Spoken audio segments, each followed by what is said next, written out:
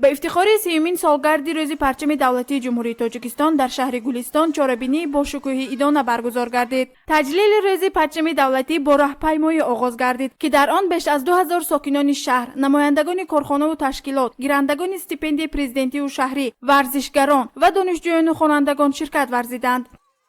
باعث خوشنودی و سرفراز است که 30 سال مقدم در جریان برگزاری اجلاسی 16 شورای عالی جمهوری تاجیکستان سنه 24 نوامبر سال 1992 با در نظر داشت دولت صاحب استقلال جمهوری تاجیکستان پرچم دولت جمهوری تاجیکستان در ردیف دیگر مقدسات ملی جمهوری تاجیکستان قبول گردید که 30 سال می شود که پرچم دولت جمهوری تاجیکستان تاجیکان را به جهانیان معرفی می نماید و در هر گوشه و کنار دنیا چه دستاوردهای اقتصادی باشد، اجتماعی باشد، فرهنگی باشد، ورزشی باشد با پرفشانی پرچم دولتی جمهوری تاجیکستان معرفی می‌گردد.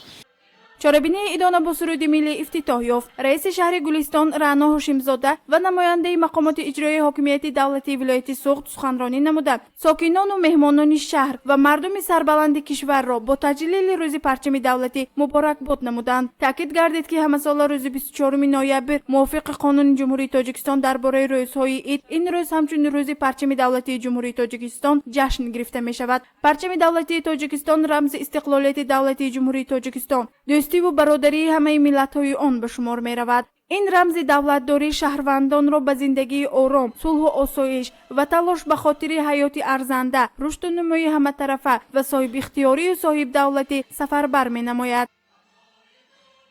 این روز در سراسر کشور عزیزمان به مناسبت 30مین سالگرد روز قبول پرچم دولتی جمهوری تاجیکستان چهاربینی‌های ادامه دارد. از جمله در شهر گلستان نیز راهپیمایی و چهاربینی ایدانه برگزار گردیده ایستاده است. در این روز مردم همه با روحیه ایدانه به چهاربینی‌های تنتنوی آمدند و افتخار از آن می‌کنند که پرچم ملی ما هنوز 30 سال قبل 24 نوامبر سال 1992 در اجلاس 16 شورای عالی جمهوری تاجیکستان قبول گردید.